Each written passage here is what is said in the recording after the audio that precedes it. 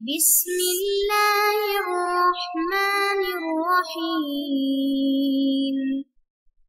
بسم اللہ الرحمن الرحیم۔ السلام علیکم ورحمۃ اللہ وبرکاتہ۔ امید ہے آپ تمام احباب خیر و عافیت سے ہوں گے۔ آج جلالین ثانی کا سبق نمبر 245 ہے،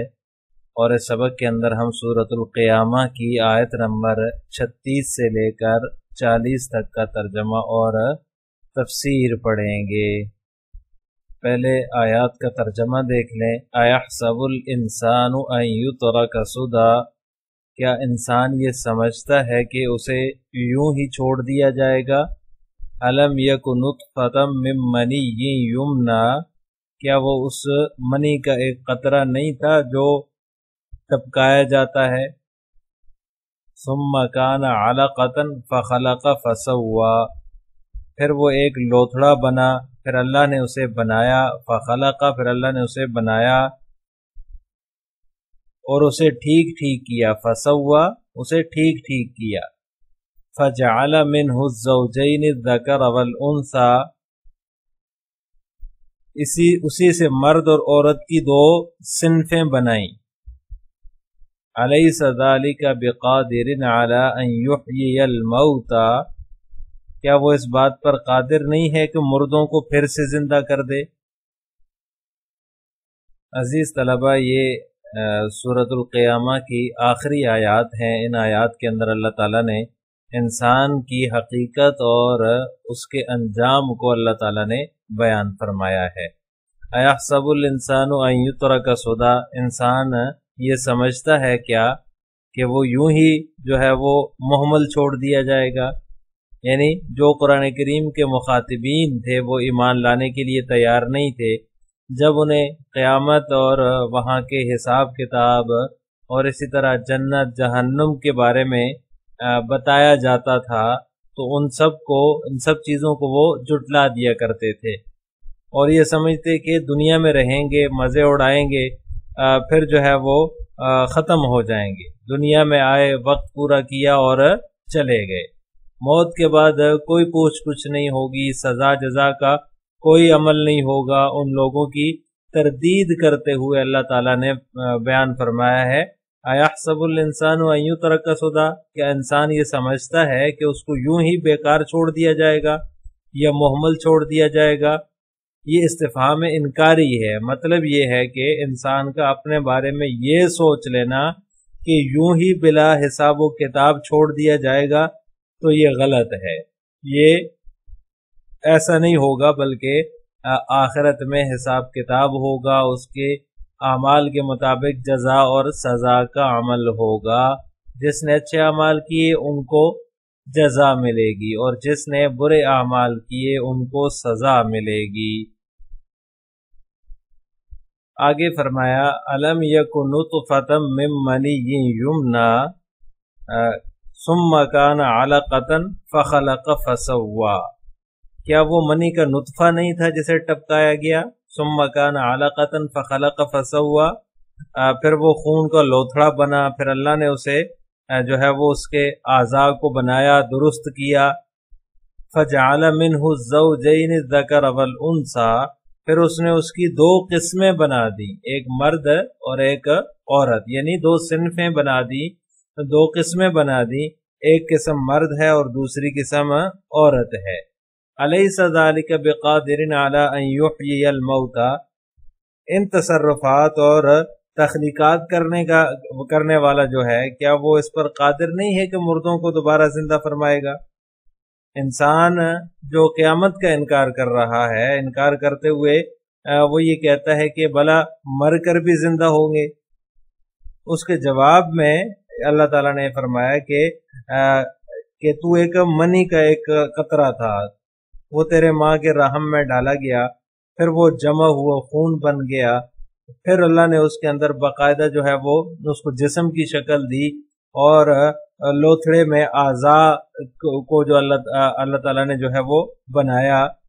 اور پھر اس کی دو قسمیں بنائی، ایک نر اور ایک مادہ، ایک مرد اور ایک عورت، دو قسمیں اس کی بنا دی۔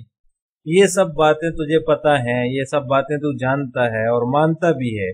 جس ذات نے اتنے تصرفات فرمائے ہیں اور منی کے قطرے سے بہت سارے مرد اور عورت بنا دیے ہیں، تو کیا وہ مردوں کو زندہ کرنے پر قادر نہیں ہے؟ علیہ ذالک بقادر علی ان یحیی الموتى، کیونکہ ابتداءً پیدا کرنا اور دوبارہ پیدا کرنا یہ دونوں برابر ہیں۔ انسان کی عقل اور قیاس میں جو ہے وہ یہ بات آ جاتی ہے کہ دوبارہ پیدا کرنا بنسبت پہلی بات کے آسان ہوتا ہے یا آسان ہونا چاہیے، لیکن پھر بھی جو دوبارہ پیدا کرنے کا منکر ہے اس کو جو ہے وہ یہ فرمایا جا رہا ہے کہ کیا جس نے پہلی دفعہ میں پیدا کر دیا وہ دوبارہ پیدا نہیں کر سکتا؟ یعنی پہلے تو اگر عقل کی بات کی جائے تو چیز عدم سے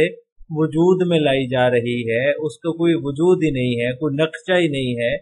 تو اس کو عدم سے وجود اللہ تعالیٰ نے بخش دیا، اور جب اس کا ایک پہلے سے تصور موجود ہے، ڈھانچہ موجود ہے، یا پھر جو ہے وہ ایک یوں کہہ سکتے ہیں نقشہ موجود ہے، تو کیا اللہ تعالیٰ اس کو دوبارہ پیدا نہیں کر سکیں گے؟ اللہ تعالیٰ تو ہر چیز پر قادر ہے۔ حضرت ابو ہریرہ رضی اللہ تعالیٰ عنہ کی روایت ہے، رسول اللہ صلی اللہ علیہ وسلم نے ارشاد فرمایا، جو شخص والتین والزیتون کی تلاوت کرے اور علیہ اللہ بأحکم الحاکمین پر پہنچے تو اس کے بعد کہے بلا وانا علی ذلک من الشاہدین، ہاں وہ احکم الحاکمین ہے اور میں اس پر گواہ ہوں۔ اور جو شخص سورہ قیامہ لا اقسم بیوم القیامہ اس کی تلاوت کرے اور اس کی جو آخری آیت ہے علیہ ذالک بقادر علی ان یحیی الموتى تک پہنچے تو بلا کہے، یعنی یوں کہے کہ ہاں میں مانتا ہوں اللہ تعالیٰ مردوں کو زندہ کرنے پر قادر ہے۔ اور جو شخص سورہ مرسلات جو ہے اس کو پڑھے اور فبأی حدیث بعدہ یؤمنون پر پہنچے تو وہ یوں کہے آمنا باللہ، کہ ہم اللہ پر ایمان لائے۔ اب ان آیات کی تفسیر جلالین ملاحظہ ہو۔ ایحسب یظن، یحسب کا معنی مصنف نے بیان فرمایا کہ کیا وہ یہ سمجھتا ہے، الانسان یعنی انسان یہ سمجھتا ہے کہ ان یترک سدی، کہ اسے یوں ہی جو ہے وہ بیکار چھوڑ دیا جائے، حملا لا یکلف بالشرائع، یعنی سدا کی تفسیر مصنف ذکر فرما رہے ہیں کہ اس کو یوں ہی بیکار چھوڑ دیا جائے اس طور پر کہ وہ جو ہے احکام، اس طور پر کہ اسے احکام اور شرائع کا مکلف نہ بنایا جائے، یعنی اسے ایسے ہی چھوڑ دیا جائے گا کہ اس کو احکام اور شرائع کا مکلف نہیں بنایا جائے گا۔ لا یکلف بالشرائع ای لا یحسب ذالک، وہ یہ سمجھتا ہے کہ اس کو احکام و شرائع کا مکلف نہیں بنایا جائے گا، ایسا نہیں ہے۔ الم یکو ای کان نطفۃ من منی یمنا، کیا وہ منی کا جو ہے وہ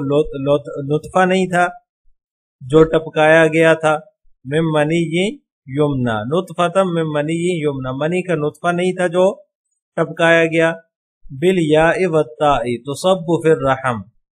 یہ جو ہے وہ مصنف اس کی یمنا کے اندر جو ہے وہ اس کی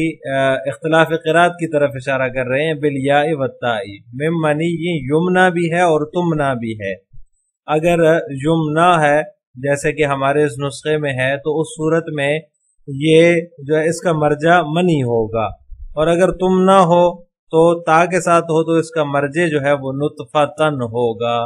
تو صب فی الرحم جو رحم میں ٹپکایا گیا، ثم کان علقۃ المنیہ، المنیو ثم کان المنی علقۃ، پھر وہ منی جو تھی وہ گوشت کا جو ہے وہ منی کا جو قطرہ تھا وہ خون کا لوتھڑا ہو گیا، فخلق، پھر اللہ نے اسے پیدا فرمایا، اللہ منہ الانسان، یعنی اللہ نے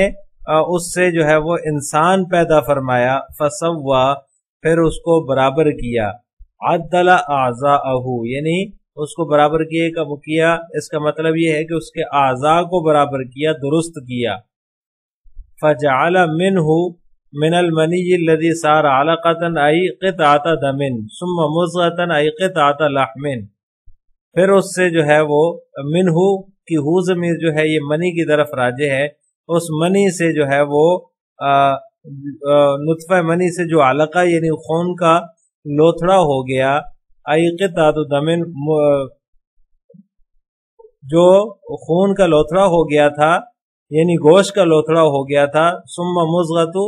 ای قطعۃ لحم، پھر وہ گوشت خون کے لوتھڑے سے گوشت کا لوتھڑا ہو گیا۔ الزوجین دو جو ہے وہ صنفیں بنائی، النوعین دو قسمیں بنائی، الذکر والانثی ایک مرد اور ایک عورت، یعنی اس سے مذکر و مؤنث کی دو جو ہے وہ قسمیں بنا دی اللہ تعالیٰ نے۔ یجتمعان تارۃ وینفرد کل منہما عن الآخر تارۃ، یعنی کبھی جو ہے وہ دونوں جمع ہو جاتے ہیں، لڑکی لڑکا جمع ہو جاتے ہیں، وینفرد کل منہما عن الآخر تارۃ، اور کبھی کبھار جو ہے وہ دونوں الگ الگ ہوتے ہیں۔ الیس ذالک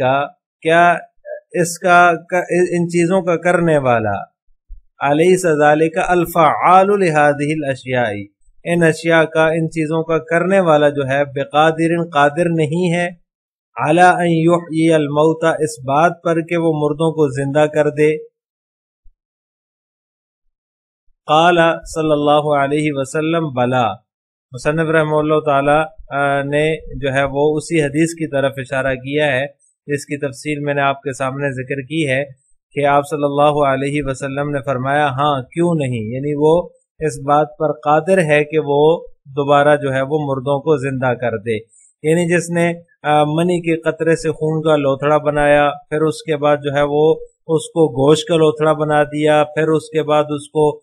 جو ہے وہ پیدا کیا، انسان بنایا، اس کے اعضاء کو درست کیا، پھر مذکر اور مؤنث جو ہے وہ دو قسمیں اس سے بنا دی، تو کیا وہ اس بات پر قادر نہیں ہے کہ وہ انسان کو دوبارہ زندہ کرے؟ یعنی اس بات پر وہ قادر ہے، کیوں نہیں، ضرور اس بات پر قادر ہے کہ جس نے جو ہے وہ خون کے منی کے قطرے سے انسان کو وجود بخشا تو وہ اسی انسان کو دوبارہ پیدا کرنے پر بھی پوری قدرت رکھتا ہے۔ آخر میں آپ حضرات سے دو سوال ہیں۔ نمبر ایک، انسان کو دنیا میں بیکار چھوڑ دینے سے کیا مراد ہے؟ نمبر دو، الزوجین سے کیا مراد ہے؟ یعنی فجعل منہ الزوجین الذکر والانثی، اس میں جو الزوجین اللہ تعالیٰ نے فرمایا ہے اس سے کیا مراد ہے؟ ان دونوں سوالوں کا جواب آپ نے کمنٹ باکس میں دینا ہے۔ السلام علیکم ورحمۃ اللہ وبرکاتہ۔